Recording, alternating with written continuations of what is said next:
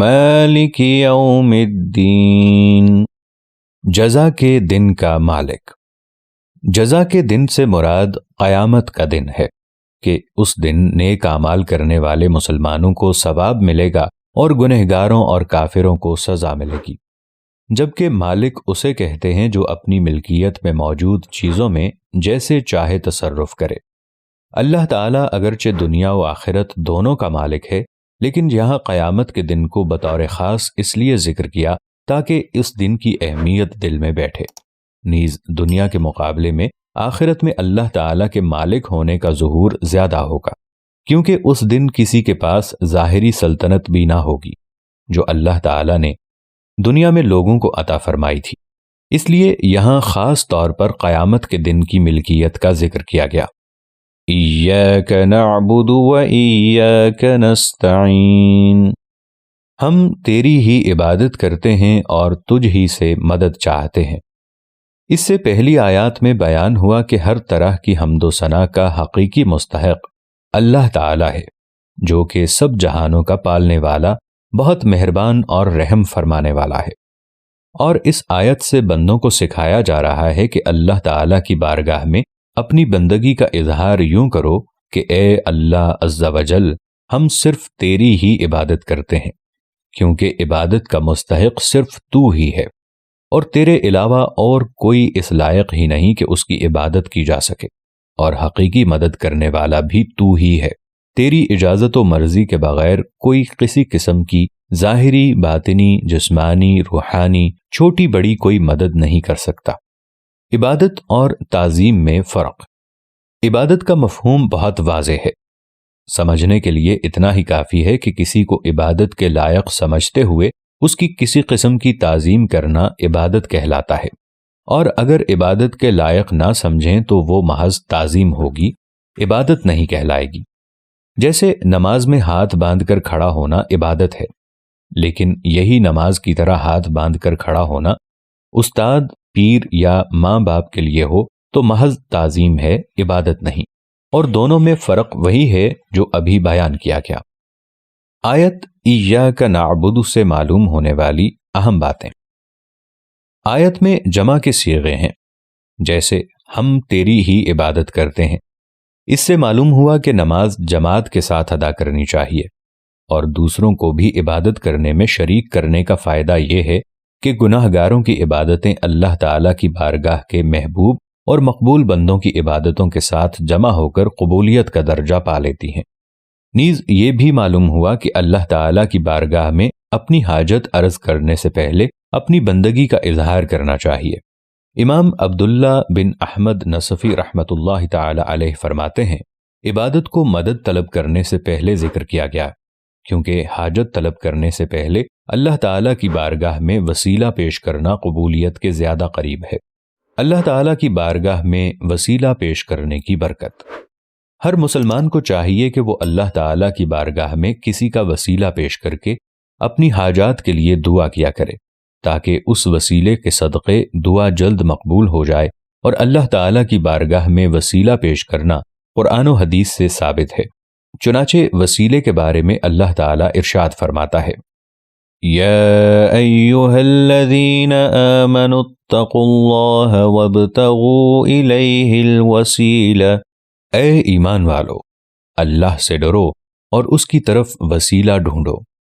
اور سنن ابن ماجہ میں ہے کہ ایک نابینا صحابی بارگاہ رسالت صلی اللہ تعالی علیہ وآلہ وسلم میں حاضر ہو کر دعا کے طالب ہوئے تو آپ صلی اللہ تعالی علیہ وآلہ وسلم نے انہیں اس طرح دعا مانگنے کا حکم دیا، اللہم انی اسألک واتوجہ الیک بمحمد النبی الرحمت، یا محمد انی قد توجہت بک الی ربی فی حاجتی هذه لتقضى اللہم فشفعہ فی۔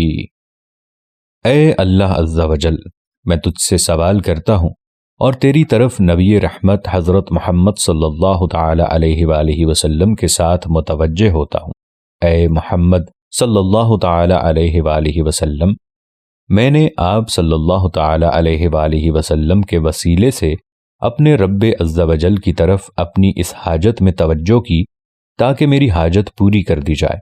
اے اللہ عز و جل، پس تو میرے لیے حضور صلی اللہ تعالی علیہ وآلہ وسلم کی شفاعت قبول فرما۔ حدیث پاک میں مذکور لفظ یا محمد سے متعلق ضروری وضاحت۔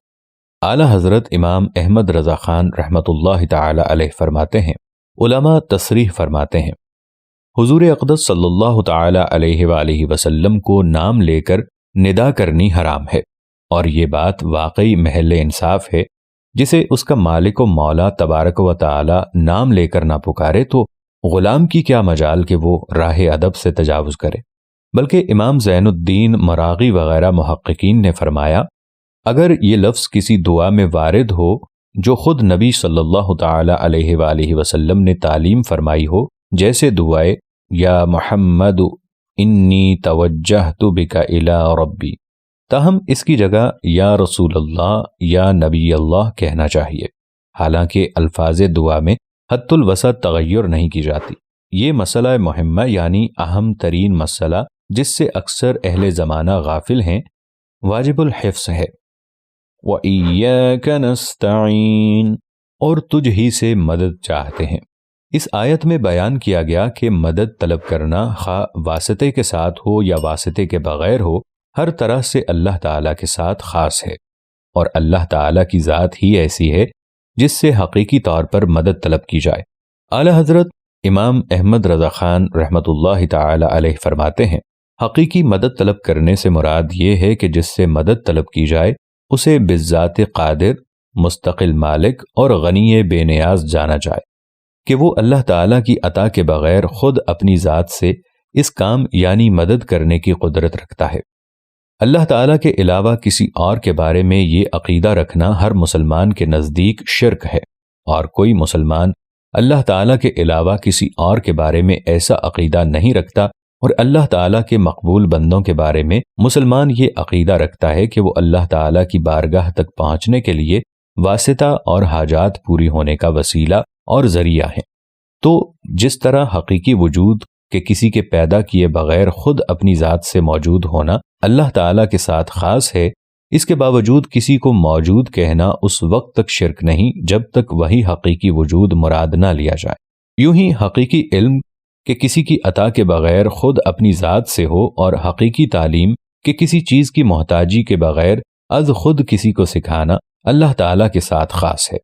اس کے باوجود دوسرے کو عالم کہنا یا اس سے علم طلب کرنا اس وقت تک شرک نہیں ہو سکتا جب تک وہی اصلی معنی مقصود نہ ہو۔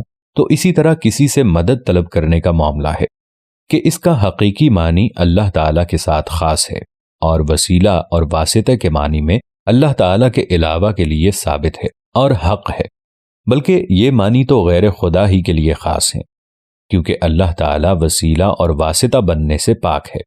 اس سے اوپر کون ہے کہ یہ اس کی طرف وسیلہ ہوگا، اور اس کے سوا حقیقی حاجت روا کون ہے کہ یہ بیچ میں واسطہ بنے گا؟ بد مذہبوں کی طرف سے ہونے والا ایک اعتراض ذکر کر کے اس کے جواب میں فرماتے ہیں، یہ نہیں ہو سکتا کہ خدا سے توسل کر کے اسے کسی کے یہاں وسیلہ اور ذریعہ بنایا جائے۔ اس وسیلہ بننے کو ہم اولیاء کرام سے مانگتے ہیں کہ وہ دربار الہی میں ہمارا وسیلہ، ذریعہ اور قضائے حاجات کا واسطہ ہو جائیں۔ اس بے وقوفی کے سوال کا جواب اللہ تعالیٰ نے اس آیت کریمہ میں دیا ہے، وَلَوْ أَنَّهُمْ إِذ ظَّلَمُوا أَنفُسَهُمْ جَاءُوكَ فَاسْتَغْفَرُوا اللَّهَ وَاسْتَغْفَرَ لَهُمُ الرَّسُولُ لَوَجَدُوا اللَّهَ تَوَّابًا رَحِيمًا۔ اور جب وہ اپنی جانوں پر ظلم یعنی گناہ کر کے تیرے پاس حاضر ہوں اور اللہ سے معافی چاہیں اور معافی مانگے ان کے لیے رسول، تو بے شک اللہ کو توبہ قبول کرنے والا مہربان پائیں گے۔ کیا اللہ تعالیٰ اپنے آپ نہیں بخش سکتا تھا؟ پھر یہ کیوں فرمایا کہ اے نبی تیرے پاس حاضر ہوں اور تو اللہ سے ان کی بخشش چاہے تو یہ دولت اور نعمت پائیں؟ یہی ہمارا مطلب ہے جو قرآن کی آیت صاف فرما رہی ہے۔ زیر تفسیر آیت کریمہ کے بارے میں مزید تفصیل جاننے کے لیے فتاوی رضویہ کی 21ویں جلد میں موجود اعلیٰ حضرت امام احمد رضا خان رحمۃ اللہ تعالی علیہ کا رسالہ برکات الامداد لأہل الاستمداد یعنی مدد طلب کرنے والوں کے لیے امداد کی برکتیں کا مطالعہ فرمائیں۔ اللہ تعالیٰ کی عطا سے بندوں کا مدد کرنا اللہ تعالیٰ ہی کا مدد کرنا ہوتا ہے۔ یاد رہے کہ اللہ تعالیٰ اپنے بندوں کو دوسروں کی مدد کرنے کا اختیار دیتا ہے، اور اس اختیار کی بنا پر ان بندوں کا مدد کرنا اللہ تعالیٰ ہی کا مدد کرنا ہوتا ہے۔ جیسے غزوہ بدر میں فرشتوں نے آ کر صحابہ کرام رضی اللہ تعالی عنہم کی مدد کی، لیکن اللہ تعالیٰ نے ارشاد فرمایا وَلَقَدْ نَصَرَكُمُ اللَّهُ بِبَدْرٍ وَأَنْتُمْ أَذِلَّةٌ، اور بے شک اللہ نے بدر میں تمہاری مدد کی جب تم بالکل بے سر و سامان تھے۔ یہاں فرشتوں کی مدد کو اللہ تعالیٰ کی مدد کہا گیا۔ اس کی وجہ یہی ہے کہ فرشتوں کو مدد کرنے کا اختیار اللہ تعالیٰ کے دینے سے ہے، تو حقیقتاً یہ اللہ تعالیٰ ہی کی مدد ہوئی۔ یہی معاملہ انبیاء کرام علیہ الصلاۃ والسلام اور اولیاء اعظام رحمت اللہ تعالی علیہم کا ہے کہ وہ اللہ عز و جل کی عطا سے مدد کرتے ہیں، اور حقیقتاً وہ مدد اللہ تعالیٰ کی ہوتی ہے۔ جیسے حضرت سلیمان علیہ الصلاۃ والسلام نے اپنے وزیر حضرت آصف بن برخیہ رضی اللہ تعالی عنہ سے تخت لانے کا فرمایا، اور انہوں نے پلک جھپکنے میں تخت حاضر کر دیا۔ اس پر انہوں نے فرمایا ھذا من فضل ربی، یہ میرے رب کے فضل سے ہے۔ اور تاجدار رسالت صلی اللہ تعالی علیہ وآلہ وسلم کی سیرت مبارکہ میں مدد کرنے کی تو اتنی مثالیں موجود ہیں کہ اگر سب جمع کی جائیں تو ایک ضخیم کتاب مرتب ہو سکتی ہے۔ ان میں سے چند مثالیں یہ ہیں۔ صحیح بخاری میں ہے کہ نبی کریم صلی اللہ تعالی علیہ وآلہ وسلم نے تھوڑے سے کھانے سے پورے لشکر کو سیر کیا۔ آپ صلی اللہ تعالی علیہ وآلہ وسلم نے دودھ کے ایک پیالے سے 70 صحابہ کو سیراب کر دیا۔ انگلیوں سے پانی کے چشمے جاری کر کے 1400 یا اس سے بھی زائد افراد کو سیراب کر دیا۔ لعاب دہن سے بہت سے لوگوں کو شفا عطا فرمائی، اور یہ تمام مددیں چونکہ اللہ تعالیٰ کی عطا کردہ طاقت سے تھیں، لہٰذا سب اللہ تعالیٰ ہی کی مدد ہیں۔ اس بارے میں مزید تفصیل کے لیے فتاوی رضویہ کی 30ویں جلد میں اعلی حضرت امام اہل سنت مولانا شاہ امام احمد رضا خان علیہ الرحمہ کے رسالے الامن والعلا لناعت المصطفیٰ بدافع البلا، یعنی مصطفیٰ کریم صلی اللہ تعالی علیہ وآلہ وسلم کو دافع البلا یعنی بلائیں دور کرنے والا کہنے والوں کے لیے انعامات کا مطالعہ فرمائیں۔